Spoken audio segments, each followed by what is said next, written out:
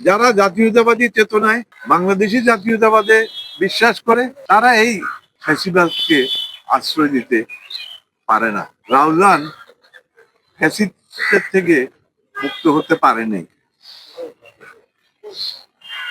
এর পিছনে নানাবিধি কারণ আছে। অনেকেই পরিসংখ্যান দেয় কতজন নিহত বা আহত হয়েছে।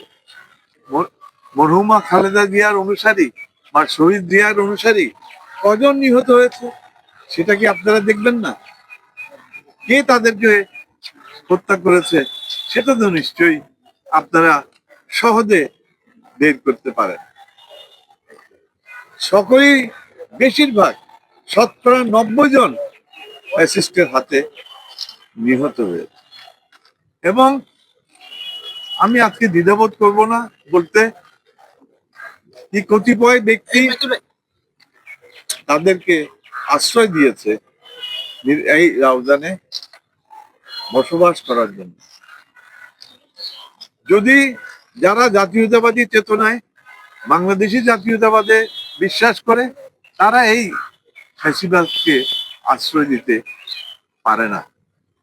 সীমান্তের ওই পারে বসে দেশের বিভিন্ন জায়গায় বসে আমার দলের নেতাদের সঙ্গে কনফারেন্স লাইন লাগিয়ে দেয় যে এরা আপনার সঙ্গে থাকবে, আপনার সঙ্গে কাজ করবে, টাকা দিয়ে, পয়সা দিয়ে, অস্ত্র দিয়ে, সবকিছু দিয়ে সাহায্য সহযোগিতা করে আমরা আপনার সঙ্গে আছি। এই কথাগুলো তো আমাদের কানেও চলে আসে। ফ্যাসিবাদের হাতে প্রচুর টাকা। আজকে তারা এই টাকার অসৎ ব্যবহার রাউজানে করছে এবং কতিপয় নেতাদের মাধ্যমে এই টাকার অপব্যবহার হচ্ছে।